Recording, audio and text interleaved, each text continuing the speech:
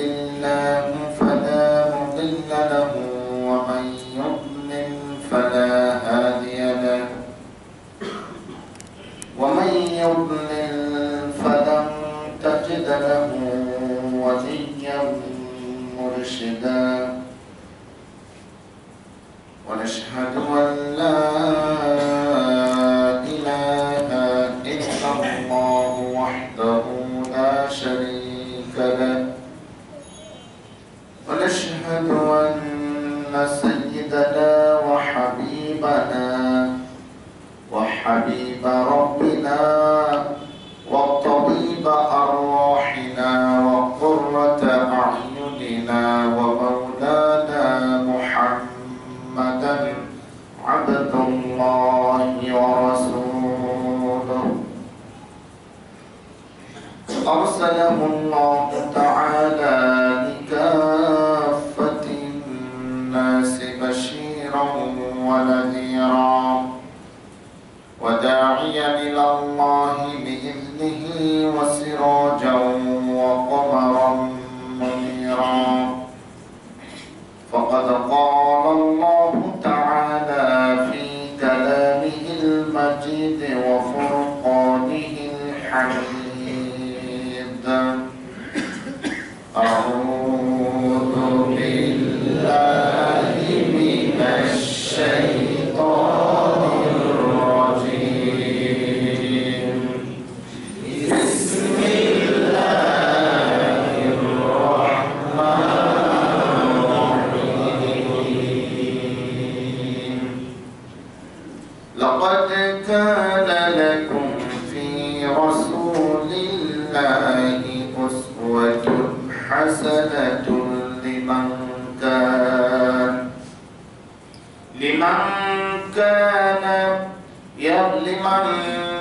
لقد كان لكم في رسول الله أسوة حسنة لمن كان يرجو الله ويوم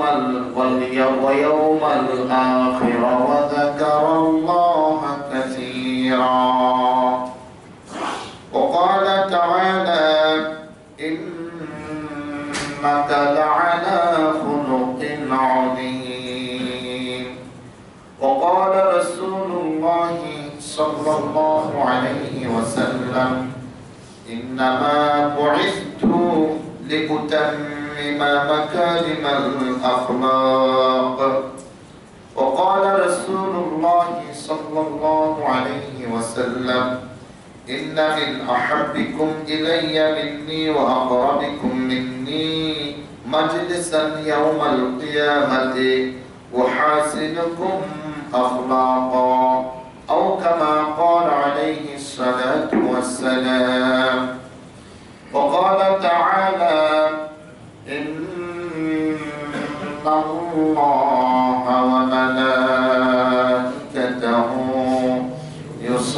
يصلون على النبي يا أيها الذين آمنوا صلوا عليه وسلموا تسليما اللهم صل على محمد وعلى آل محمد كما صليت على إبراهيم وعلى آل إبراهيم إنك حميد مجيد اللهم بارك على محمد وعلى آل محمد كما باركت على إبراهيم وعلى آل إبراهيم إنك حميد مجيد সম্মানিত আল্লাহ পাকের মেহমানবৃন্দ আজ 6 নভেম্বর 21 কার্তিক 19 রবিউল আউয়াল শুকর আদায় করছি মাওলা মেহেরবান সুবহানাহু ওয়া তাআলা সর্বোচ্চ দরবারে যিনি আমাদেরকে আজকে সর্বশ্রেষ্ঠ ইবাদত সালাতুল জুমা আদায়ের জন্য তার ঘরে আসার, বসার, বলার, শোনার সুযোগ, তৌফিক, অনুকূলতা রব্বুল আলামিন মেহেরবানি করে আমাদেরকে দান করেছেন। আমরা তার শুকরিয়া আদায় করছি, আলহামদুলিল্লাহ। আজকে আমরা যে বিষয়ে আলোচনা শুনবো, বিষয়টি হচ্ছে আখলাকুর রাসূল সাল্লাল্লাহু আলাইহি ওয়াসাল্লাম। রাসূলুল্লাহ সাল্লাল্লাহু আলাইহি ওয়াসাল্লামের সুন্দর চারিত্রিক গুণাবলী। রাসূলুল্লাহ সাল্লাল্লাহু আলাইহি ওয়াসাল্লামের সুন্দর চারিত্রিক গুণাবলী। আমাদের ভিতরে নবী প্রেমের অনেক গুণগান শোনা যায়, কিন্তু নবীর চরিত্রে চরিত্রবান আমরা হই না। নবীর চরিত্রে চরিত্রবান যদি আমরা হতাম মুসলমানেরা, তাহলে আমাদের মুসলমানদের ভিতরে এত অরাজকতা সৃষ্টি হতো না। অবিচার, অনাচার, জুলুম, নির্যাতন, ঠকবাজ এগুলি আমাদের ভিতরে থাকতো না, কারণ আমার রাসূলের চরিত্রের ভিতরে এগুলির কোনো স্থান ছিল না। আমাদের জন্য সবচেয়ে যে জিনিসটি বেশি প্রয়োজন, সেই জিনিসটি হচ্ছে নবীর চরিত্রে চরিত্রবান হওয়া। আমরা নবীর একজন আদর্শ উম্মত হতে চাই কিনা? সবাই একবার মন থেকে বলেন সত্যি? জানি না রাখলেও চলবে? রাখতে হবে মরণের পরে, আগামী শুক্রবার থেকে, বিয়ের পর থেকে, এখন থেকে। সত্যি এরা ভালোবাসা আছে, কিন্তু কেন যেন হয়ে ওঠে না। চাকরির কারণে হোক, সামাজিকতার কারণে হোক, সবচেয়ে বড় প্রতিবন্ধকতা হচ্ছে নফসের বিরোধিতা। কিসের বিরোধিতা? নফসের বিরোধিতা। কারণ আমি যদি কোনো বিষয়ে সিদ্ধান্ত নেই, তো এটা আমার কাছে। আপনি সিদ্ধান্ত নিয়ে যদি মা বাবা ছেড়ে এককভাবে বিয়ে করে ফেলতে পারেন, এরকম আছে না নাই? আপনি সিদ্ধান্ত নিয়ে যদি যে কোনো একটা কাজ করে ফেলতে পারেন, তাহলে সিদ্ধান্ত নিয়ে এরকম একটা ভালো সিদ্ধান্ত কেন নেওয়া যাবে না? নেওয়া যায়, যদি সিদ্ধান্ত নেওয়া যায়। অনুরূপ ভাবে রাসূলুল্লাহ সাল্লাল্লাহু আলাইহি ওয়াসাল্লামের সুন্নাহ, রাসূলের চরিত্রে যে সকল বিষয়, এগুলি যদি আমাদের ভিতরে থাকে, তবেই কেবল আমরা আল্লাহর আদর্শ গোলাম হতে পারবো। যে রাসূলের আদর্শ উম্মত হতে পারবে না, সে আল্লাহর আদর্শ বান্দাও হতে পারবে না। কারণ রাসূলের মাধ্যমেই আমরা আল্লাহর নৈকট্যতা অর্জন করতে পারবো, রাসূলকে বাদ দিয়ে নয়। এটা আমাদেরকে বুঝতে হবে। আমরা আজকে তার চরিত্রের বিভিন্ন বিষয় নিয়ে, দিক নিয়ে এবং চারিত্রিক গুণাবলী দ্বারা কি অর্জন করা যায়, এই বিষয় নিয়ে ইনশাআল্লাহ কথা শুনবো। বলেন ইনশাআল্লাহ। এক্ষেত্রেও শয়তানের যে ওয়াসওয়াসাগুলি আমাদের ভিতরে এখন কাজ করবে, সেটা হচ্ছে আমাদের ঘুম আসতে চাইবে। কি বলেন? আমরা এই ঘুমকে জয় করতে হবে ইনশাআল্লাহ। কত সতর্ক করোনা জয় করার জন্য, সতর্ক আছে না নাই? ভালো। আল বিকায়াতু খায়রুম মিনাল ইলাজ। সাবধানতা চিকিৎসা থেকে উত্তম। সতর্ক থাকতে হবে। অনুরূপ ভাবে এখানেও সতর্ক থাকতে হবে, কারণ আজকে আমার রাসূলের চারিত্রিক বিষয় নিয়ে আলোচনা হবে। আমাকে এগুলি শিখতে হবে, যেন আমার জীবনকে আমি রাসূলের চরিত্র দিয়ে সাজাতে পারি। আল্লাহ তৌফিক দিন। বলেন আমিন। আল্লাহ সুবহানাহু ওয়া তাআলা তার রাসূলের চারিত্রিক সার্টিফিকেট দিয়েছেন। ইন্নাকা লাআলা খুলুকিন আযীম।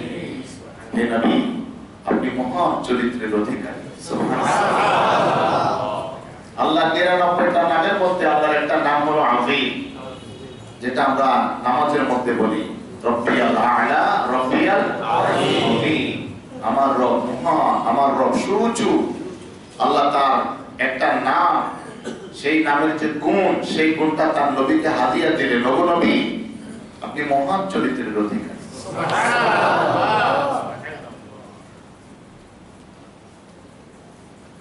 কোনদিন কারো থেকে নিজের জন্য প্রতিশোধ নেন নাই, কাউকে ঠকান নাই।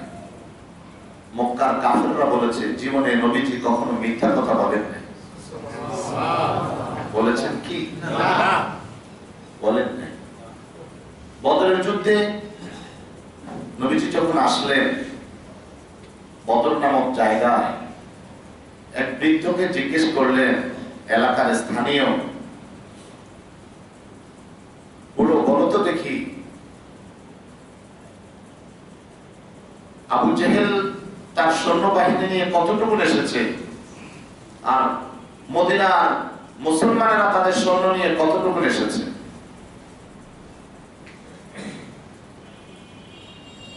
বুড়ো জিজ্ঞেস করলো, তোমরা কারা? নবীজি বললেন, আগে আমি প্রশ্ন করেছি, আগে আমার উত্তর দিতে হবে তোমাকে। বুড়ো বললেন, শুনেছি আবু জেহেল অমুক দিন রওনা দিয়েছে, যদি অমুক দিন রওনা দেয় তাহলে আশেপাশে তার কাগজ থাকতে পারে। আর শুনেছি মুসলমানেরা অমুক দিন রওনা দিয়েছে, যদি তারা অমুক দিন রওনা দেয় তাহলে মুসলমানরা ওই আশেপাশে থাকতে পারে। এবার নবীকে বুড়া বললেন, তুমি কোথা থেকে এসেছো? নবীজি বললেন, আমি পানি থেকে এসেছি। কিসে থেকে? পানি থেকে। মিথ্যা কথা হয়েছে না। আল্লাহ বলছেন, আল্লাহ প্রত্যেকটি সৃষ্টিকে পানি থেকে সৃষ্টি করেছেন।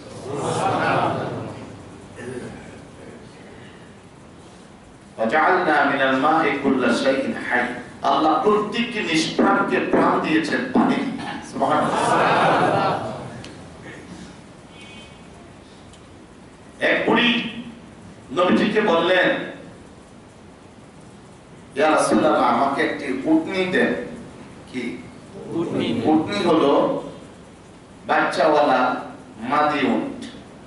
বুড়ির ইচ্ছে হলো বাচ্চাটা বড় হবে, দুধ দহন করব, আমি স্বাবলম্বী হব। নবীজি বললেন, তোমাকে একটা উটনির বাচ্চা দেব। বুড়ি হতবাক হলেন, আমি বাচ্চা দিয়ে কি করব? আমি উটনি পাইলে দুধ খেতাম, দুধ পান করতাম, বিক্রি করতাম, বাচ্চা আমরা বড় করে বিক্রি করতাম। বুড়ি হতাশ হয়ে চলে যাচ্ছে। আল্লাহ নবী বলেন, বুড়ি তুমি হতাশ হচ্ছ কেন? প্রত্যেক উটনি কোনো না কোনো উটনির বাচ্চা। বুঝলেন তাই? প্রত্যেক উটই কোনো না কোনো উটনির বাচ্চা। সাহাবায়ে কেরাম নবীর চরিত্রে চরিত্রবান ছিলেন। সুবহানাল্লাহ। নবীর চরিত্রে চরিত্রবান, কখনো মিথ্যা কথা বলতেন না, কখনো না। আলী রাদিয়াল্লাহু তাআলা আনহুকে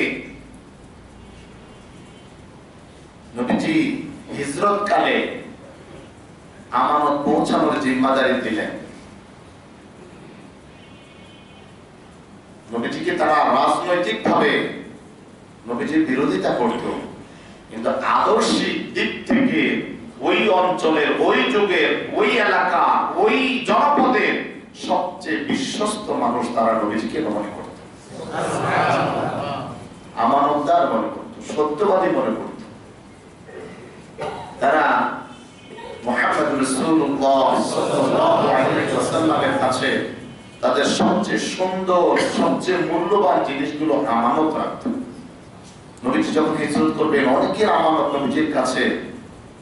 নবীজি আলীকে বলেন, আলী রে, আজ বিছানায় তোমাকে, আজ রাতে তোমাকে আমার বিছানায় আমার চাদর গায়ে দিয়ে ঘুমাতে হবে। মক্কার অনেক মানুষের আমানত আমার কাছে, তাদের আমানত নিয়ে আমি চলে যেতে পারি না। তাদের এই আমানতগুলো আমি কার কার সব লিস্ট তোমার কাছে দিয়ে যাচ্ছি, তুমি এদের আমানতগুলো পৌঁছিয়ে দিয়ে মদিনায় আমাদের সাথে মিলিত হবে। হযরত আলী রাদিয়াল্লাহু আনহুর বক্তব্য এভাবে, তার দিলের ভিতরে এই ইতমিনান, এই প্রশান্তি এসে গেল। মক্কার কুরাইশরা ঘুমন্ত অবস্থায় বা জাগ্রত অবস্থায় আমাকে হত্যা করতে পারবে না। তারা যদি বুকের উপরে তরবারি নিয়ে সওয়ার হয় তাও পারবে না। কেননা আল্লাহর নবী আমাকে দায়িত্ব দিয়েছেন মানুষের কাছে আমানত পৌঁছে দিতে। তারা যদি আমাকে মেরে ফেলে আমানতকে পৌঁছাবে। শুধু তাই নয়, নবীজির জবান মোবারক থেকে বের হয়েছে আমানত পৌঁছে দিয়ে আমাদের সাথে মদিনায় মিলিত হবে। আমার ভিতরে মিনার হলো মক্কার কুরাইশরা আমাকে হত্যা করতে পারবে না। নবীজির মুখের কথাকে তারা এভাবে বিশ্বাস করত। নবীজি হিজরত করতেছেন, রাত্রে উঠে চলে গেলেন, ঘেরাও চতুর্দিক থেকে। নওজোয়ান আবু জেহেলের নির্দেশে পুরস্কার পাওয়ার আশায় ঘিরে ফেলল সন্ধ্যার পর থেকে পুরো বাড়ি। নবীজি সূরা ইয়াসিনের প্রথম 9টি আয়াত পড়ে এক মুষ্টি বালু ফু দিলেন, ফু দিয়ে উড়িয়ে দিলেন। আল্লাহ তাআলা যারা ঘেরাও করে আছে প্রত্যেকের চোখে চোখে এই মোটা মোটা মরুভূমির বালুগুলি পৌঁছিয়ে দিলেন এবং বললেন, ওয়ামা রামাইতা ইয রামাইতা ওয়ালাকিন্নাল্লাহা রামা। ওগো নবী, আপনি যখন বালিগুলি ছেড়ে দিলেন ফু দিয়ে, প্রত্যেকের চোখে চোখে এই বালি আপনি পৌঁছান নাই। আমি আল্লাহর নির্দেশে কুদরতে প্রত্যেকের চোখে চোখে বালি আমি পৌঁছে দিয়েছি। সবাই চোখ দলে নবীজি সবার মাঝখান দিয়ে বের হয়ে গেলেন, কেউ নবীকে দেখলো না। আলী নবীজি বিছানায় নবীজির চাদর গায়ে দিয়ে ঘুমিয়ে আছে। নবীজি আবু বকরের বাড়িতে গিয়ে সেখান থেকে গায়ে সৌর এর পাহাড়ের দিকে চলে গেলেন। ওই পাহাড়ের চূড়ায় গিয়ে ওই গুহায় আশ্রয় নিলেন। এদিকে ইবলিস এসে বলল যে কার জন্য অপেক্ষা করতেছো? সে তো তোমাদের মাঝখান দিয়ে চোখে মাথায় বালু দিয়ে চলে গেছে। সবাই মাথা ডলে, সবার মাথার ভিতরে বালু। তারা উকি দিল, দেখে যে না, বিছানায় একজন শোয়া আছে। তারা মনে করছিল এটাই মুহাম্মদ সাল্লাল্লাহু আলাইহি ওয়াসাল্লাম। তারা মনে করলো না, এই লোক মিথ্যা কথা বলেছে। কিন্তু তাদের ধর্ম ছিল, তারা কাপুরুষ ছিল না। তারা ঘুমন্ত অবস্থায় একজন মানুষকে আঘাত করে মারাটা কাপুরুষতা মনে করত। তারা মনে করত জীবিত অবস্থায় প্রতিপক্ষ, সে আমাদেরকে মারবে, আমরা তাদেরকে মারবো, যে বিজয়ী হবে সেই বিজয়ী হবে। তারা অপেক্ষা করলো জানার জন্য। ভোর ঘনিয়ে আসলো। তারা যখন তার ঘরের দিকে রওনা দিল, গিয়ে চট করে চাদর টান দিল, দেখে যে তিনি মুহাম্মদ নয়, তিনি হলেন আলী ইবনে আবি তালিব। ভয় হয়ে গেল তারা। আলীকে ধমকের সুরে বলল, আলী তুমি এখানে, মুহাম্মদ কোথায়? হযরত আলী বললেন, মুহাম্মদ চলে গেছে। তারা ধমকের সুরে বললেন, আলী কোথায় গেছে বলো? হযরত আলী বললেন, যেখানে যাওয়ার কথা ছিল। যেখানে যাওয়ার কথা ছিল। বিরক্তের সুর নিয়ে তারা বলল, বলো কোথায় যাওয়ার কথা ছিল? হযরত আলী শান্তভাবে বলেন, কোনো ভয় নাই, ভীতি নাই, সব তরবারিগুলি তার দিকে তাক করা। কিন্তু আল্লাহর বাগ আসাদুল্লাহিল গালিব, আল্লাহর সিংহের ভিতরে কোনো ভয় ভীতির লেশ মাত্র নাই। আল্লাহর সিংহ বলতেছে, যেখানে যাওয়ার কথা ছিল তিনি সেখানে গেছেন। মিথ্যা কথা হয়েছে না? তারা মজাকের সুরেও মিথ্যার আশ্রয় নিতেন না। মিথ্যাবাদী কখনো চরিত্রবান হতে পারে না। চরিত্রবান ব্যক্তি কখনো মিথ্যাবাদী হতে পারে না। মিথ্যাকে বলা হয় রাসূল খতিআ, সমস্ত অন্যায়ের মাথা। সমস্ত অন্যায়ের মাথা, মূল। মিথ্যা আছে, সব অন্যায় তার ভিতরে আছে। মিথ্যা নাই, কারণ তার থেকে অন্যায় হয়ে গেলে সত্য কথা বলে দিতে হবে, এই জন্য সে অন্যায় করে না, অন্যায় আস্তে আস্তে ছেড়ে দেয়।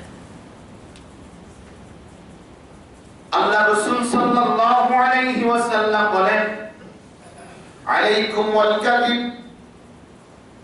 তোমাদের উচিত তোমরা মিথ্যা বলা থেকে বিরত থাকবে। ফাইনাল কাযিবা ইয়াহদি ইলাল ফুজুর, কেননা মিথ্যাচারিতা মানুষকে পাপাচারিতার পথ দেখায়, পাপাচারিতা পর্যন্ত পৌঁছে দেয়। ওয়া ইন্নাল ফুজুরা ইয়াহদি ইলান নার, আর পাপ কাজ করলে পরে পাপিষ্ঠ ব্যক্তির জন্য আল্লাহর জাহান্নাম। জাহান্নাম কাদের জন্য? পাপিষ্ঠ ব্যক্তি।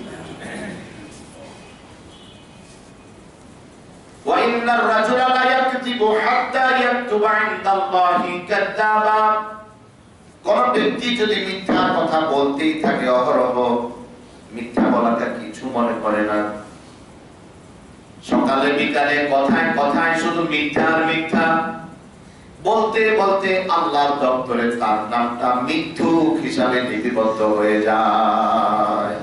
কি হিসাবে? মিথ্যুক হিসাবে। মিথ্যুক ব্যক্তির জন্য আল্লাহর জান্নাত হারাম। এজন্য আল-মারউ ইয়াকিসু আলা নাফসিহি, প্রত্যেক ব্যক্তি নিজের মতো করে অন্যকে বিচার করে। তারা যেহেতু মিথ্যাবাদী, মিথ্যা কথা বলে, এজন্য নবীর দাওয়াতকে তারা মিথ্যা মনে করে। নবীজি মুহাম্মদুর রাসূলুল্লাহ সাল্লাল্লাহু আলাইহি ওয়াসাল্লাম আল্লাহ তার প্রশংসা করে বলেছেন, নবী গো আপনি মহান চরিত্রের অধিকারী। মহান চরিত্র, এবং চরিত্র কি জিনিস এটা আমাদেরকে আগে বুঝতে হবে। আমরা কুরআনুল কারীমের একটি আয়াত আপনাদেরকে শুনিয়েছি উপস্থাপনায়, যেখানে আল্লাহ সুবহানাহু ওয়া তাআলা বলেছেন, লাকাদ কানা লাকুম ফি রাসূলিল্লাহি উসওয়াতুন হাসানাতুন লিমান কানা ইয়ারজুল্লাহা ওয়াল ইয়াওমাল আখিরা ওয়া যাকারাল্লাহা কাসীরা, যে যারা আখিরাত চায়, আখিরাতে সফলকাম হতে চায়, চাই নাকি? আখিরাত বিশ্বাস আছে না? আছে। প্রস্তুতি আছে? হ্যাঁ, প্রস্তুতি লাগবে। বিশ্বাস তাকে প্রস্তুতি নিতে উদ্বুদ্ধ করে। এজন্য বিশ্বাস আখিরাতের প্রতি যার যত সুদৃঢ়, তার দুনিয়ার কাজ কর্ম আচার ব্যবহার লেনদেন পরিমার্জিত। বিশ্বাসে যার যত বেশি দুর্বলতা, তার দুনিয়ার চলা ফেরা উঠা বসা লেনদেন তত অদ্যত্বপূর্ণ বেপরোয়া সে, কারণ সে আখিরাতের প্রতি সন্দিহান। আখিরাত ভোলা মানুষ, আর যার চোখের সামনে সবসময় আখিরাতের চিন্তা, এখন যদি মরে যায়, কাল মরার সাথে সাথে আমার উপরে কিয়ামত কায়েম হয়ে যাবে, আমার কবরে প্রশ্ন হবে, আমাকে কবরস্থ করা হবে, অতএব তাকে প্রস্তুতি নিয়ে থাকে, যখন তখন এসে যেতে পারে আমার মৃত্যু, আমি যেন আমার আল্লাহর কাছে একজন আদর্শ মুসলিম হিসাবে হাজির হতে পারি।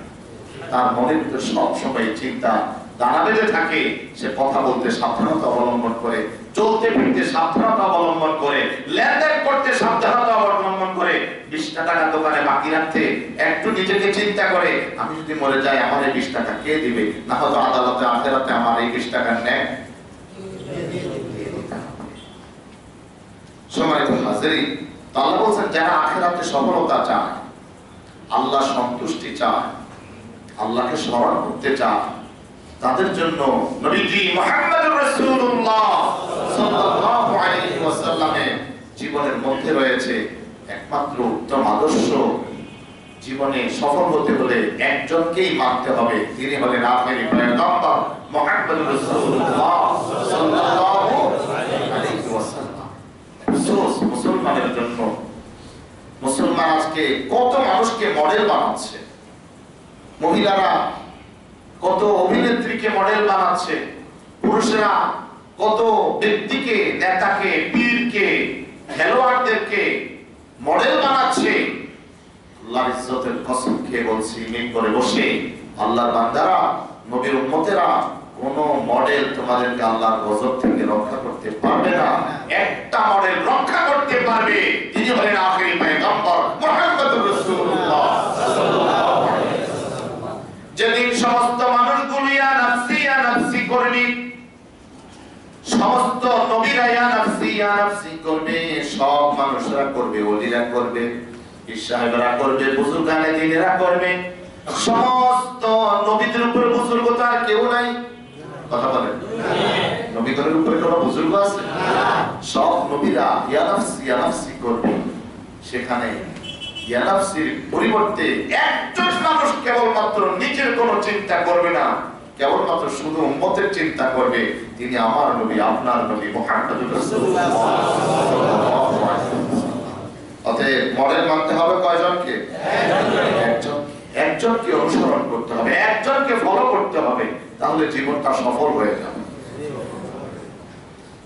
আল্লাহ সুবহানাহু ওয়া তাআলা উত্তম চরিত্রের বর্ণনা একটি আয়াতে এভাবে দিচ্ছেন, সূরা আলে ইমরানের 33 এবং 34 নং আয়াতে আল্লাহ সুবহানাহু ওয়া তাআলা বলেন, ওয়াসারিউ ইলা মাগফিরাতিন মির রাব্বিকুম, তোমরা দ্রুত এগিয়ে আসো, এগিয়ে যাও তোমার রবের ক্ষমার দিকে এবং আল্লাহর জান্নাতের দিকে, যে জান্নাতের প্রশস্ততা আরদুহাস সামাওয়াতু ওয়াল আরদ, যে জান্নাতের প্রশস্ততা জমিন থেকে আসমান পর্যন্ত। উইদ্দাত লিল মুত্তাকিন, যে জান্নাত প্রস্তুত করে রাখা হয়েছে কেবলমাত্র মুত্তাকিদের জন্য। আর তাদের গুণ কি?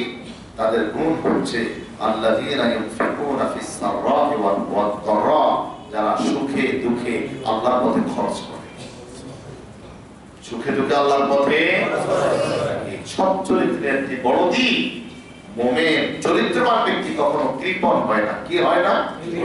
সে উদার অবস্থা হয়। হযরত আব্দুল্লাহ বিন মুবারক রাহিমাহুল্লাহ তিনি উল্লেখ করেছেন যে হুসনুল খুলুকি ফি সালাসা খিসাল, তিনটা অভ্যাসের মধ্যে সৎ চরিত্র রয়েছে।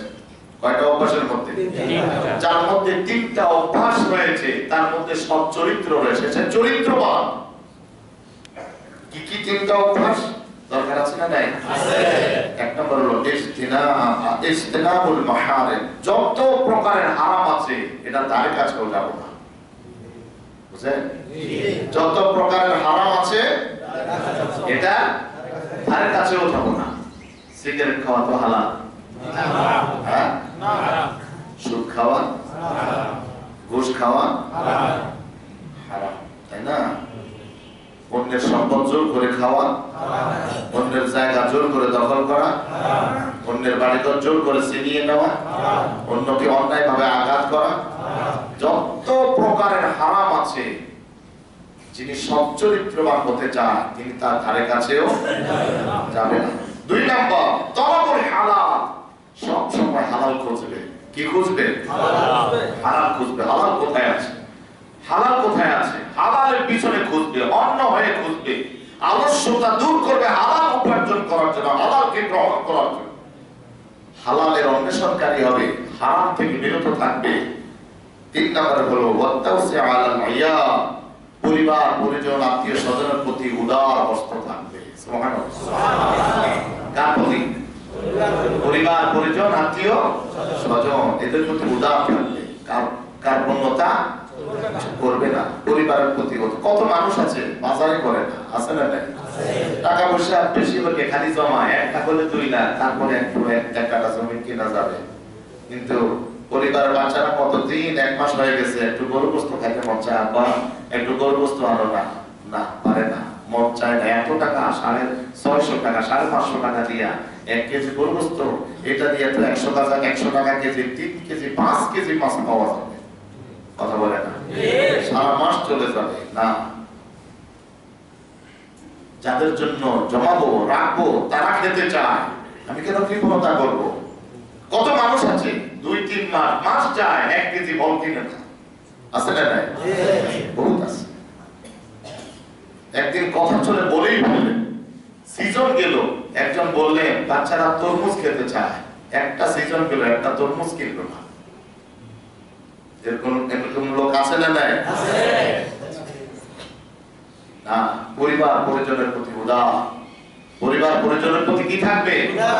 আবার অনেকে আছে শ্বশুর পক্ষের প্রতি উদার, নিজের মা বাবা ভাই বোনকে পরিচয় দেয় না। এরকম নাই? না। ইহতিরাম রাখতে হবে। কারে কি দিবেন ওর কাছে বলার দরকার নাই। সাধারণত মামুনদের একটি অভ্যাস আছে, নিজের পক্ষের আত্মীয় স্বজনকে দিলে খুব খুশি, কিন্তু স্বামী পক্ষের আত্মীয় স্বজনকে দিতে গেলে খবর আছে। কথা বলে না? জানলে তো আরো খবর আছে না। এখানে মিথ্যা কথা বলা জায়েজ আছে, সুবহানাল্লাহ। 3 জায়গায় মিথ্যা কথা বলা জায়েজ। কয় জায়গায়? 3 জায়গায় মিথ্যা কথা বলাকে ইসলাম জায়েজ করেছে। 1 নাম্বার হলো মহান বিপদ আছে, খবরদার। 1 নাম্বার হলো ঘরে, তবে ছেলে মেয়ের সাথে না। বুঝে নিয়ে, ছেলে মেয়ের সাথে নয়, যার সাথে আপনি যাপন করেন তার সাথে। 2 নম্বরে হলো জিহাদের ময়দানে। 3 নম্বরে হলো দুইজনের মাঝে সালিশ করার ক্ষেত্রে। আপনি দুইজনের ভিতরে সালিশ করবেন, আপনার কাছে সালিশ আসছে, বিচার চেয়েছে, বিচার প্রার্থী হয়েছে, আপনি বিচার করবেন, দোনো পক্ষ আসছে, আপনি এক পক্ষ পায়, উনি তো আপনাকে ভালোবাসে, আপনার খুব প্রশংসা করলো আমার কাছে, আসলে কিছুই করে নাই, উনার রাগ ক্ষোভ যা আছে অর্ধেক এখানেই শেষ। কথা বলে না? বরং উল্টা টাকা খাওয়ার জন্য এই পক্ষের দুর্নাম এই পক্ষের কাছে বলে, এই পক্ষের দুর্নাম ওই পক্ষের কাছে আছে না? না, রাসূলের চরিত্র দিয়ে যদি বিচার হয় হবে সুবিচার, রাসূলের চরিত্র ছাড়া যদি বিচার করা হয় বিচার হবে অবিচার। আমার রাসূল মিট করতে নিজের আপন সাহাবার বিরুদ্ধে বিচারের রায় দিল, আল্লাহ রাসূল একটু কুণ্ঠাবোধ করলেন না। স্বজন প্রীতি নবীজির চরিত্রের মধ্যে ছিল না, সুবহানাল্লাহ, ছিল না নবীজির চরিত্রের মধ্যে স্বজন প্রীতি। আল্লাহ তাআলার মধ্যেও, এজন্য আল্লাহ বলছেন সিবগাতুল্লাহ ওয়া মান আহসানু মিনাল্লাহি সিবগা ওয়া নাহনু লাহু আবিদুন। তোমরা আল্লাহর রঙের রঙিন হও, আল্লাহর গুণে গুণান্বিত হও, আল্লাহর গুণে গুণান্বিত হও। আল্লাহ আদিল, আল্লাহ আদিল, ন্যায় বিচারক। ন্যায় বিচারক কাদের উপরে? কাফের মুশরিকদের জন্য ন্যায় বিচারক, আমাদের জন্য না। আমাদের জন্য যদি ন্যায় বিচারক হন, একজনও জান্নাতে যেতে পারবে না। আমরা জান্নাতে যদি আল্লাহ দেন আমাদেরকে, তার করুণা দয়া দিয়ে দিবেন, কারণ 24 ঘন্টার হিসাব করলে আমাদের ইবাদত কয় ঘন্টা হবে আর নাফরমানি কয় ঘন্টা হবে, আমরাই আমাদের বিচার করতে পারি। কথা বলেন? কাফেরদের জন্য আদিল, তারা একটা গুনাহ করবে তাদেরকে 10টা গুনাহ দেওয়া হবে না। কি বলেন? একটা গুনাহ করলে একটা গুনাহ দেওয়া হবে, 10টা দেওয়া হবে না। আর মুমিনদের জন্য আল্লাহ করুণাময় দয়ালু, একটা আমল করলে কমপক্ষে 10টা দিয়ে শুরু করবে। তার কাছে একটা নেক আছে সরিষার দানার মতো, অনুমত একটা নেক আছে শুধু, আর কিছুই না। আল্লাহ ওই একটা নেকের উপরে দয়া করে তাকে জাহান্নাম থেকে বের করে জান্নাতে পৌঁছে মুমিন জান্নাতে যাবে তার অনুগ্রহ দিয়ে। কি দিয়ে? অনুগ্রহ দিয়ে। অতএব চরিত্রবান ব্যক্তি সে যদি মিথ্যা কথা বলতেই হয় ঘরে বলবে, যেন ঘরটাকে সামলাতে হয়। আপনার মা বাবাকে কি দিবেন, আপনি কেন শেয়ার করবেন? আপনার শ্বশুর শাশুড়িকে কি দিবেন, মা বাবার সাথে কেন শেয়ার করবেন? আপনাকে ইনসাফ নিউট্রাল থাকতে হবে, নিউট্রাল। কারণ আল্লাহ আদালতে এমনি এমনি করলে হাত সোজা রাখতে হবে। এদিকে যদি বেশি মাইল হয়ে যাও এদিক থেকে বিমুখ হয়ে যাবা, আবার এদিকে যদি বেশি ঘুরিয়ে নাও এদিক বঞ্চিত হয়ে যাবে। হাত কি থাকবে? কি থাকবে? এখানে প্রয়োজনে তুমি মিথ্যার আশ্রয় নিতে পারবে, কিন্তু নবীজি সাল্লাল্লাহু আলাইহি ওয়াসাল্লাম তাও নিতেন না। নবীজি সাল্লাল্লাহু আলাইহি ওয়াসাল্লাম তাও নিতেন না, তাও নিতেন। মক্কার কুরাইশদেরকে যখন প্রকাশ্যে দাওয়াত দেওয়ার জন্য আল্লাহ নির্দেশ দিলেন, এবার 3 বছর গোপনে গোপনে দাওয়াত দিয়েছেন, এবার প্রকাশ্যে দাওয়াত দেন। নবীজি যখন তাদেরকে ডাকলেন গোত্রের নাম ধরে ধরে, এবার নবীজি বললেন, আমি যদি বলি এই পাহাড়ের পাদদেশে তোমাদের উপর আক্রমণ করার জন্য কিছু অশ্বারোহী ওট পেতে আছে, যে কোনো সময় ঝাঁপিয়ে পড়বে, তোমরা কি আমাকে বিশ্বাস করবে? তারা কি উত্তর দিল? তারা বলল যে মা জাররাবনা আলাইকা ইল্লা সিদকা। ও নবী, ও মুহাম্মদ, অবশ্যই বিশ্বাস করব। 40টা বছর নয়, মোট এই পর্যন্ত 43 বছর আমরা তোমাকে চোখে চোখে দেখে আসতেছি। আসতেছি, কদমে কদমে দেখে আসতেছি। সকালে দেখি, দুপুরে দেখি, রাতে দেখি, একা একা দেখি, মানুষের সাথে কথোপকথনে দেখি, বিচারে দেখি, সালিশে দেখি, অনুষ্ঠানে দেখি। আমরা তোমাকে কোথাও সত্যবাদী ছাড়া মিথ্যাবাদী পাই নাই। তুমি মিথ্যা বলতে পারো, আমরা তোমাকে কখনো মিথ্যা পাই নাই। তাকে আল-আমিন উপাধি কে দিয়েছিল? কাফেররাই উপাধি দিয়েছিল। নবী ছিলেন আল-আমিন, বিশ্বস্ত, মনের কথা খুলে বলা যায় একজনের কাছে, তিনি হলেন মুহাম্মদ সাল্লাল্লাহু আলাইহি ওয়াসাল্লাম। চরিত্রের যে বৈশিষ্ট্যগুলো আল্লাহ বলছেন, সুখে দুঃখে আল্লাহর পথে খরচ করবে, কৃপণ হবে না। ওয়াল কাযিমিনাল গায়ব, মুমিন কখনো রূঢ় হবে না, মুমিন কখনো অত্যন্তপূর্ণ হবে না, মুমিন হবে কোমল ব্যবহারের অধিকারী। সুবহানাল্লাহ। কোমল ব্যবহারের অধিকারী, আচার ব্যবহার এত মার্জিত, হাসি মুখে কথা বলতেন। সুবহানাল্লাহ বলেন। সুবহানাল্লাহ। শেখকে ভিতরে ঢুকিয়ে দেন। নবীজি কিভাবে কথা বলতেন? হাসি মুখে আপন হয়ে কথা বলতেন। শত্রু সামনে এসে যখন কথা বলতো, তখন সে মনে করতো মুহাম্মদের চেয়ে আমার আপন আর কেউ হতে পারে না। কোমলমতি ছিলেন, নরম ব্যবহার, নম্র ব্যবহারের অধিকারী ছিলেন, আদর্শ মানুষ ছিলেন। তিনি কখনো প্রতিশোধ পরায়ণ ছিলেন না। আর কি? ওয়াল আফিনা আনিন নাস, মানুষকে মাফ করে দেওয়া। এটা একটা চরিত্রের একটি মহৎ গুণ, মানুষকে ক্ষমা সুন্দর দৃষ্টিতে দেখা। তুমি যদি মানুষকে মাফ করতে না পারো, কিয়ামতের দিন আল্লাহ তোমাকে কেমনে মাফ করবে? কথা বলেন। আল্লাহ ক্ষমা আমরা চাই কি চাই না? আল্লাহর ক্ষমা ছাড়া জান্নাতে যাওয়ার উপায়ও নাই। যদি আল্লাহর ক্ষমা চাই, তাহলে মানুষকে মাফ করে দিতে হবে। নবীজি সাল্লাল্লাহু আলাইহি ওয়াসাল্লাম একদিন বললেন, একটু পরে আমার কাছে এখানে এক মজলিসে এক লোক আসবে, যদি তোমরা কোনো জান্নাতি মানুষ দেখে খুশি হতে চাও, তাকে দেখবে। সুবহানাল্লাহ। এক দুইবার, তিনবার বললেন। এক সাহাবী তার পিছনে গেলেন, তাকে অনুসরণ করার কি গুণ তার কাছে আছে, রাসূল তাকে তিনবার জান্নাতি বলেছেন। তেমন কিছু দেখতে পারেন না, ওনাদের যেমন ওনার কাছেও তেমন, অতিরিক্ত কিছু পান না।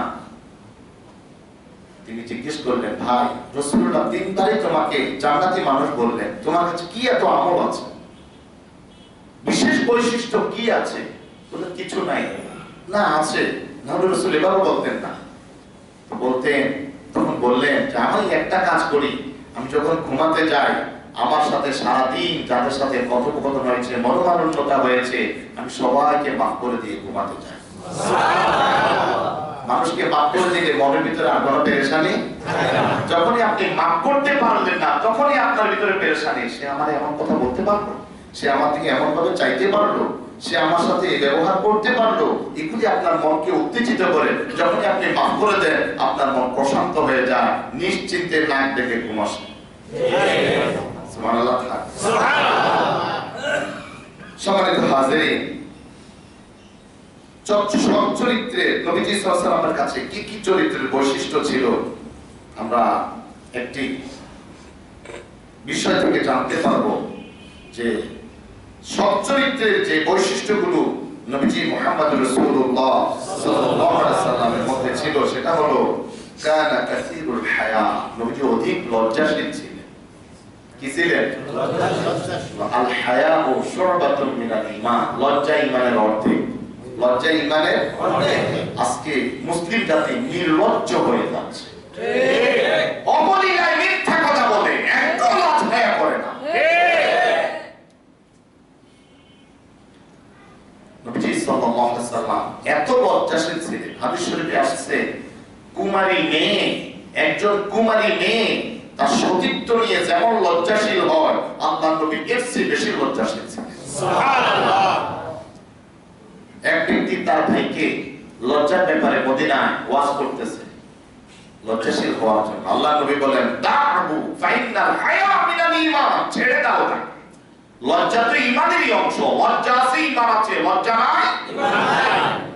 লা ঈমান লিমান লা হায়া, যার ঈমান, যার লজ্জা নাই।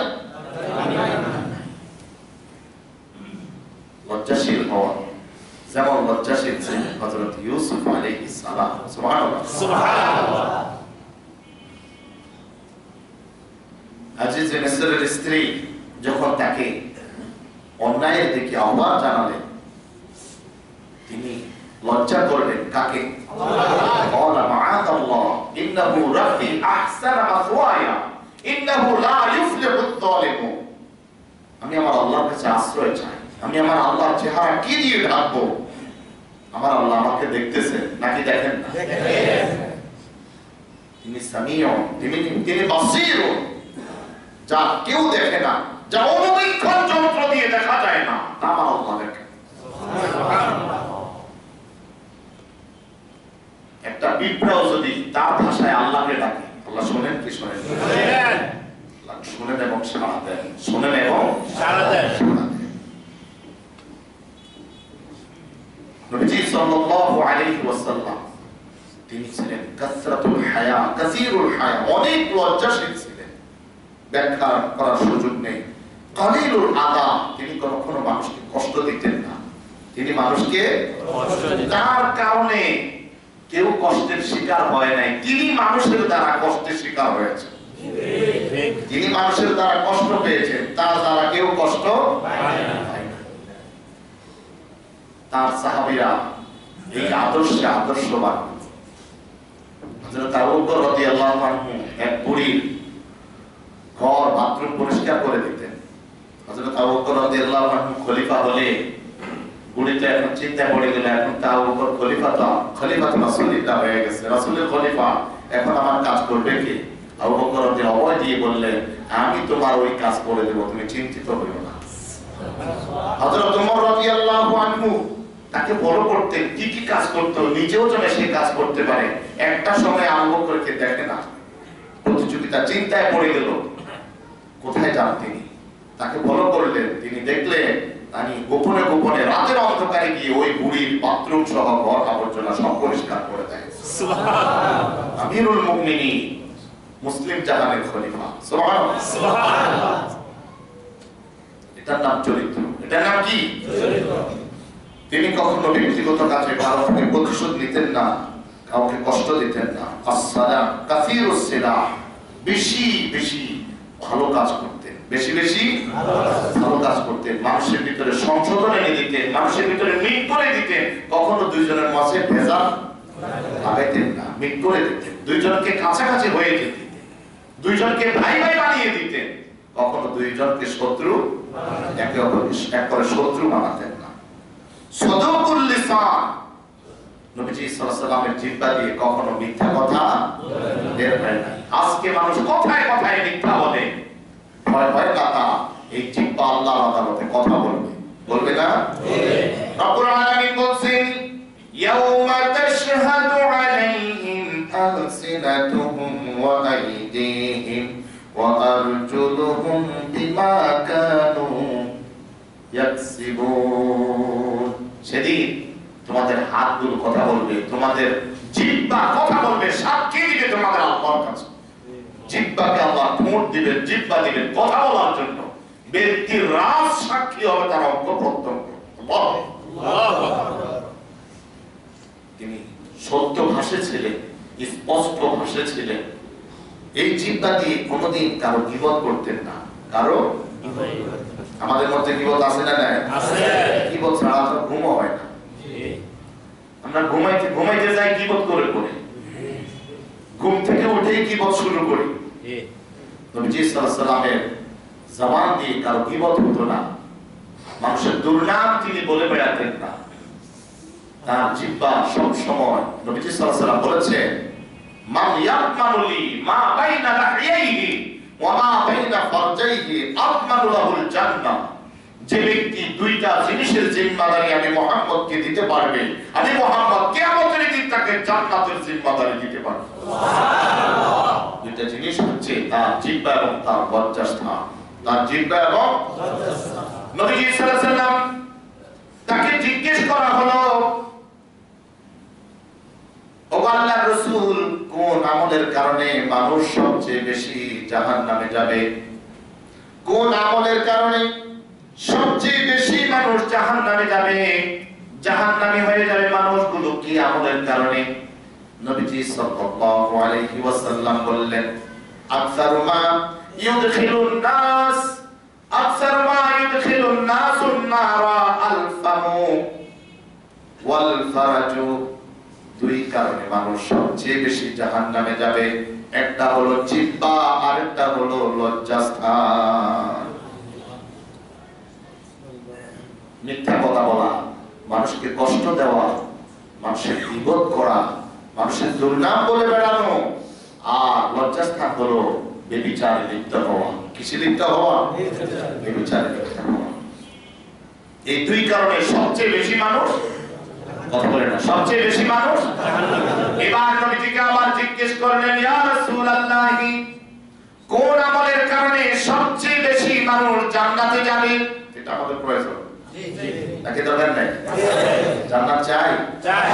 তাহলে নবীজিকে সাহাবায়ে কেরাম জিজ্ঞেস করেছেন, ইয়া রাসূলুল্লাহ, কি কি আমল করলে সবচেয়ে বেশি মানুষ জান্নাতি হতে পারবে? নবীজি মুহাম্মদুর রাসূলুল্লাহ সাল্লাল্লাহু আলাইহি ওয়াসাল্লাম বলেন, আকসারু মা ইউদখিলুন নাসুল জান্নাতা তাকওয়াল্লাহি ওয়া হুসনুল খুলুক। দুই কারণে, দুইটা গুণ যাদের ভিতরে থাকবে তারা সবচেয়ে বেশি জান্নাতি হয়ে যাবে। এক নম্বরে হলো আল্লাহর ভয়। কার ভয়? আল্লাহর ভয় যদি মনের মানুষের ভিতরে থাকে, এই মানুষ কখনো অন্যায় করতে পারে না। আল্লাহর ভয় নিয়ে যে সব সময় চলবে, ওয়া হুসনুল খুলুক, আর যে ব্যক্তি উত্তম চরিত্রের অধিকারী হবে, যার চরিত্রটা সুন্দর হবে। চরিত্র মানে আচার ব্যবহার। চরিত্র মানে কি? আচার ব্যবহার, চলা ফেরা, লেনদেন, উঠা বসা, এগুলির কাঙ্ক্ষিত মানের পরিবর্তন আনা। আল্লাহর ইচ্ছে মতো, নবীজির তরিকা মতো যে ব্যক্তি এগুলাকে করতে পারবে, সে সর্বোত্তম চরিত্রের অধিকারী। তাকওয়া এবং সচ্চরিত্র দিয়ে অধিকারে মানুষ কোথায় যাবে? জান্নাতে যাবে। তাই নবীজি সাল্লাল্লাহু আলাইহি ওয়াসাল্লাম তিনি সব সময় সত্য ভাষী ছিলেন। কলিলুল কালাম, কথা কম বলতেন। কথা আমরা তো বলতে বলতে সারাদিন বলতেই থাকি, ভাই এবার অন্যদিকে ভাই কাজ আছে, তারপরে কথা কইতেই আছে, আছে না নাই? বলতেই থাকি। নবীজি সাল্লাল্লাহু আলাইহি ওয়াসাল্লাম বলেছেন, মান কানা ইউমিনু বিল্লাহি ওয়াল ইয়াউমিল আখির ফালিয়াকুল খায়রান আও লিয়াসমুত। তোমাদের মধ্য থেকে যে ব্যক্তি আল্লাহকে বিশ্বাস করে, আখিরাতকে বিশ্বাস করে, সে যদি কথা বলে উপকারী কথা বলবে, যে কথার মধ্যে উপকার আছে, কল্যাণ আছে, সওয়াব আছে, আর না হয় চুপ থাকবে। কি থাকবে? চুপ থাকবে। কিছু মানুষ আছে হাঁটতে হাঁটতে গান গায়, আছে না নাই? যেই কথা বললে সওয়াব হবে সেই কথা বলবো, না হয় চুপ থাকবো। কাসীরুল আমাল, নবীজি আমল বেশি করতেন। কি করতেন? আমল বেশি করতেন। নবীজির চেয়ে অধিক নামাজি কেউ ছিল না, নবীজির চেয়ে অধিক রোজাদার কেউ ছিল না, নবীজির চেয়ে অধিক দানশীল কেউ ছিল না, নবীজির চেয়ে অধিক পরোপকারী কেউ ছিল না, নবীজির চেয়ে অধিক তাহাজ্জুদ গুজার কেউ ছিল না। সুবহানাল্লাহ। সব কিছু করতেন। তিনি যখন ঘুমাতে যেতেন, অনেক আয়াত, অনেক বড় বড় সূরা তেলাওয়াত করে নিতেন। বেশি আমল করতেন তিনি। সাবুরান শাকুরান, অনেক ধৈর্যশীল ছিলেন নবীজি। শাকুরান, অধিক কৃতজ্ঞতা জ্ঞাপন করতেন। কার? কিছু নিয়ামত পাইলে শুকর আদায় করতেন আল্লাহ, আলহামদুলিল্লাহ, আল্লাহর প্রশংসা করতেন। শুকর আদায় কি দিয়ে করব? শুকর আদায় আলহামদুলিল্লাহ, আল্লাহর প্রশংসা করতেন। আল্লাহ এই মুমিনদের প্রশংসা করেছে। মুমিন হবে আল হামিদুন, সব সময় সে আল্লাহর প্রশংসাকারী হবে। নবীজি সবুর ছিলেন, অধিক ধৈর্যশীল ছিলেন, অধিক কৃতজ্ঞ ছিলেন। মানুষেরও কৃতজ্ঞতা আদায় করা। আপনার একজনে উপকার করে দিল, আপনি কি তার প্রতি কৃতজ্ঞ হবেন না? তাকে শুকরিয়া জানাইতে হবে, তাকে ধন্যবাদ দিতে হবে, কৃতজ্ঞতা জ্ঞাপন করতে হবে। আল্লাহ রাসূল বলেছেন, মান লাম ইয়াশকুরিন নাস লাম ইয়াশকুরিল্লাহ, যে মানুষের শুকরিয়া আদায় করবে না, সে আল্লাহর শুকর আদায় করবে না। মানুষকে ধন্যবাদ দিতে হবে। আরবিতে ধন্যবাদ দেয় জাযাকাল্লাহ খায়রান। আরবিতে ধন্যবাদ কি দিয়ে দিবেন? শুকরান জাযাকাল্লাহ খায়রান। আল্লাহ আপনাকে উত্তম প্রতিদান প্রতিদান দান করুন।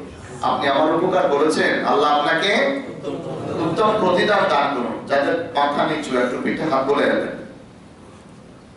জি, মাথা নিচু বলতে যারা ঘুমাচ্ছেন, ঠিক আছে?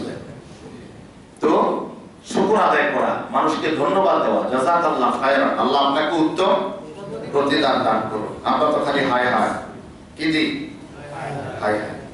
কালিলুল কালাম কাসরাতু কাসীরুল আমাল সাবুরান শাকুরান রাদিয়ান আলিমান, সব সময় সন্তুষ্ট থাকতেন। আফিফান, সব সময় পবিত্র থাকতেন। কি থাকতেন? ওযুর সাথে থাকতেন, সমস্ত অন্যায় কাজ থেকে নিজেকে পবিত্র রাখতেন। আর নবীজি ছিলেন লা দাআনান ওয়ালা সাব্বাবান, কাউকে বদদুয়া দিতেন না এবং কাউকে গালমন্দ করতেন না। গালাগালি তো না করলে ভাত হজম হয় না, কথা বলেন না? নবীজি সাল্লাল্লাহু আলাইহি ওয়াসাল্লাম বলেছেন ওয়ামিনাল কাবাইরি আন ইয়াশতুমা রাজুলু ওয়ালিদাইহি, সবচেয়ে বড় কবিরা গুনাহর মধ্যে এটাও একটা বড় কবিরা গুনাহ, নিজের মা বাবারে গালি দেওয়া। নিজের মা বাবারে দুই ভাই ঝগড়া লাগছে, এক ভাই আরেক ভাইয়ের মা বাবা ধরে গালিগালাজ করতে, এরকম নাই সমাজে? তাই না? কি গুনাহ? জোরে বলেন, কি গুনাহ? কবিরা গুনাহ। সাহাবারা জিজ্ঞেস করলেন, ইয়া রাসূলুল্লাহ, কেউ কি নিজের মা বাবারে গালি দেয়? রাসূল বলেন, হ্যাঁ, তুমি যখন অন্যের মা বাবারে গালি দিবে, সে তোমার মা বাবারে গালি দিবে। ঠিক, কথা বলেন। হ্যাঁ, তুমি অন্যের মা বাবারে গালি দিলা, তুমি সিনিয়র, তুমি অফিসার, তুমি বড় বস, তুমি তোমার অধীনস্থকে মা বাবা তুলে গালি দিল, কিন্তু সে তোমাকে সামনাসামনি দিতে পারলো না, কিন্তু তোমার পিছনে গিয়ে 14 গোষ্ঠী গালি দিবে। কথা বলেন। নিজের মা বাবার সম্মান রক্ষা করতে হলে অন্যের মা বাবাকে সম্মান করতে হবে। নিজের মা বোনকে সম্মান করতে হলে অন্যের মা বোনকে সম্মান করতে হবে। কারণ ধার উদার আছে না নাই? তুমি আরেকজনের জন্য করবা, আল্লাহর পক্ষ থেকে তোমার জন্য বরাদ্দ অটোমেটিক হয়ে যাবে, তুমি টেরও পাবা না। নবীজি সাল্লাল্লাহু আলাইহি ওয়াসাল্লাম তিনি কখনো কারো দোষ ত্রুটি খুঁজে বেড়াতেন না, কারো গীবত করতেন না, কাউকে হিংসা করতেন না। কি করতেন না? হিংসা আমাদের ভিতরে আছে না নাই? আছে। তবে পড়ে মরে যায়, আরে ওই বেটা তার এত টাকা পয়সা, ওই বেটা হুজুর মানুষ দেখছিনি বাড়ি করে বলাইতেছে, কোথায় পাইল টাকা? আছে না নাই? আছে। হিংসা করা যাবে না। হিংসা লাকড়ি যেমন, আগুন যেমন লাকড়িকে জ্বালিয়ে দেয়, হিংসা মানুষের নেকামলগুলোকে জ্বালিয়ে দেয়।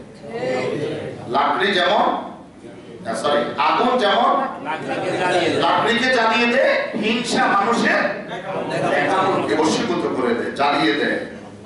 নবীজি সাল্লাল্লাহু আলাইহি ওয়াসাল্লাম বাখিল ছিলেন না, কৃপণ ছিলেন না। নবীজি সাল্লাল্লাহু আলাইহি ওয়াসাল্লাম ছিলেন আশশাশান ওয়া বাশশাশান, সব সময় হাসি খুশি মানুষ ছিলেন। সুবহানাল্লাহ। কত মানুষ আছে সারাদিন একবারও হাসে না, আছে না নাই? একবার হাসি কথা কয়, মানে মনে হয় যে সারাদিন খালি ভার হয়ে থাকে, বউর সাথেও না, ছেলে মেয়ের সাথেও না, বাইরেও না।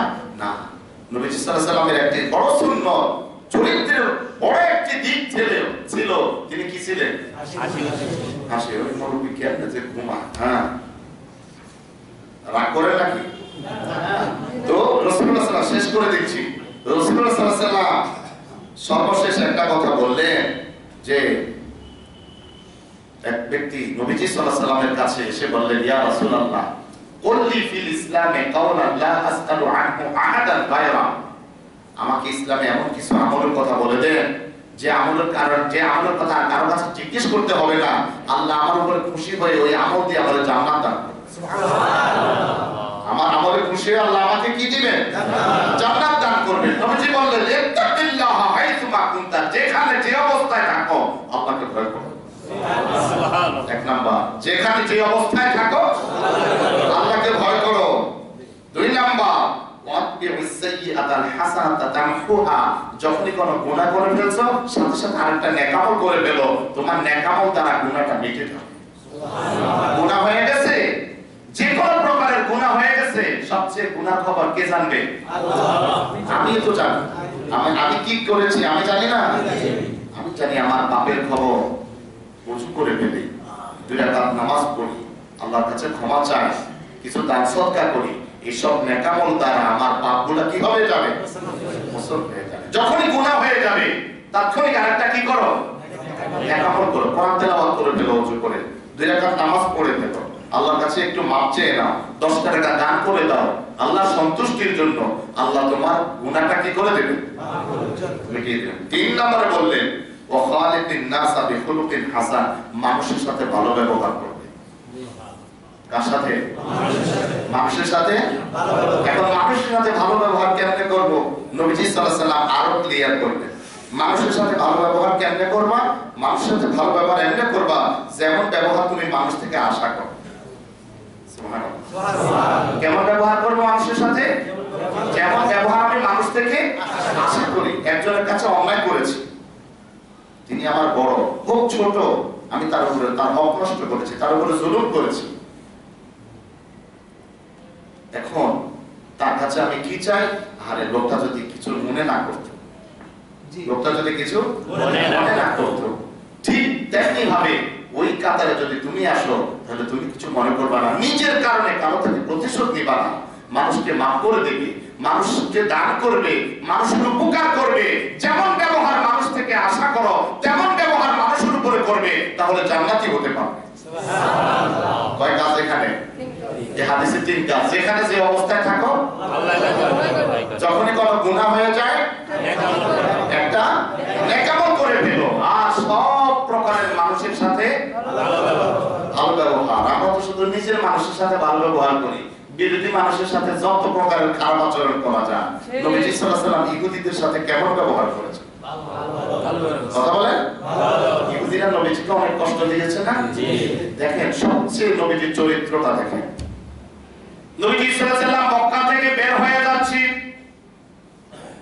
বারবার এখানে কাবার দিকে ঘুরে ঘুরে যায়, চোখের পানি ঝরঝর করে পড়ে, আর কাবা ঘরকে লক্ষ্য করে বলে, কাবারে আমার তো যেতে মন চায় না, আমার থেকে যেতে মন চায়, তুমি আল্লাহর ঘর, আমার জন্মস্থান।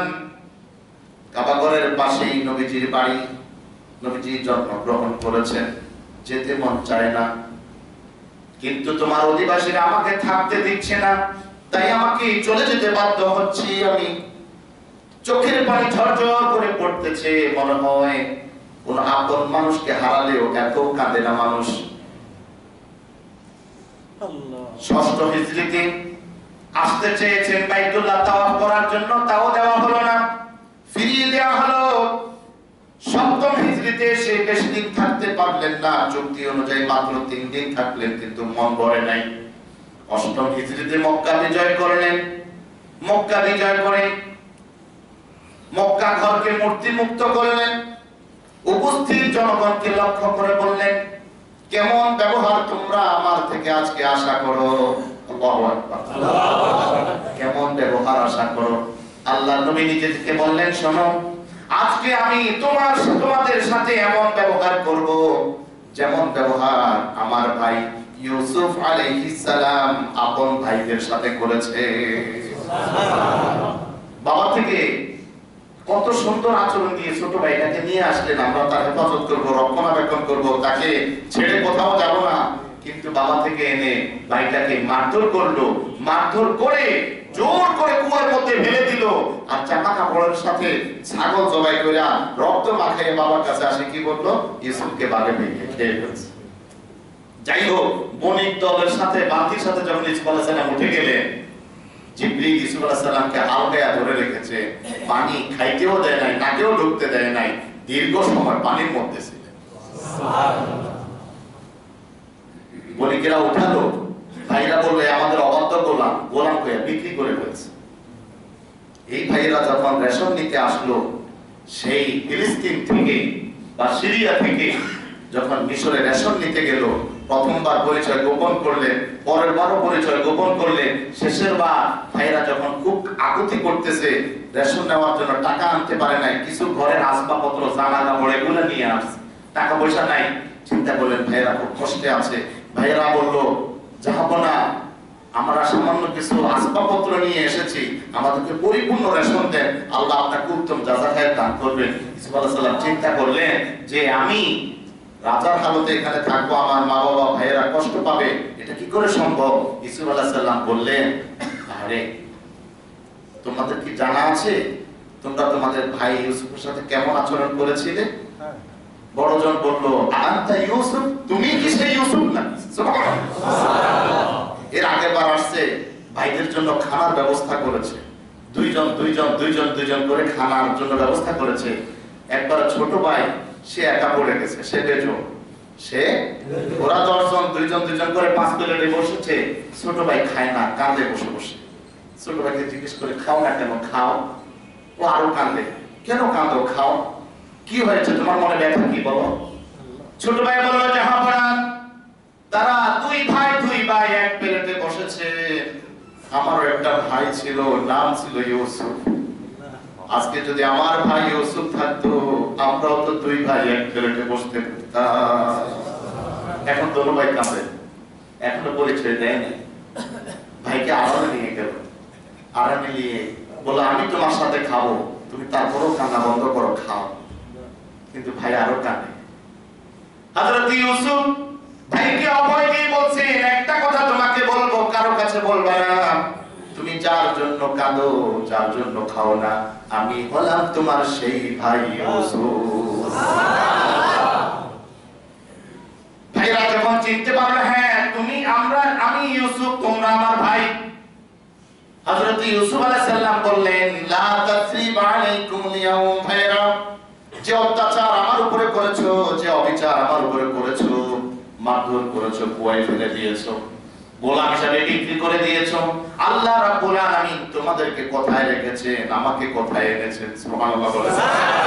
আজকে তোমাদের উপরে আমার কোনো অভিযোগ নাই, আমার আল্লাহ উত্তম বিচার করেছে। আল্লাহ নবী মুহাম্মদুর রাসূলুল্লাহ সাল্লাল্লাহু আলাইহি ওয়াসাল্লাম বললেন মক্কাবাসীদেরকে, ও মক্কাবাসীরা, তোমাদের উপরে আমার আজকে কোনো অভিযোগ নাই। আমার ভাইয়ের মতো আমি বলবো, আজকে আল্লাহ রাব্বুল আলামিন তোমাদেরকে কোথায় নিয়েছে, আমাকে কোথায় এনেছে। কি মহান চরিত্রের অধিকারী, কি সুন্দর ব্যবহার, কি সুন্দর আচরণ। আল্লাহ তাআলার কাছে এটাই কায়মানবাক্যে ফরিয়াদ করা উচিত প্রত্যেকটি ব্যক্তি। আল্লাহ, আমি একজনকে মডেল বানাতে চাই, একজনকে অনুসরণ করে জান্নাতে যেতে চাই। তিনি বলেন আমার নেতা, আপনার নেতা, বিশ্ব নেতা, সমস্ত নবী রাসূলদের নেতা মুহাম্মদুর রাসূলুল্লাহ।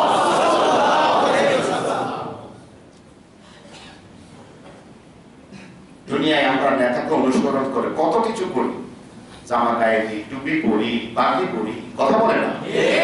কিন্তু আমার নেতা, আপনার নেতা মুহাম্মদুর রাসূলুল্লাহ, যার হাতের পানি খেয়ে আমি হাসরের ময়দানে পিপাসা নিবারণ করব, যার শাফাআত নিয়ে আমি জান্নাতে যাব, যার চেহারা দেখে কবরে আযাব থেকে নিষ্কৃতি পাবো। সুবহানাল্লাহ।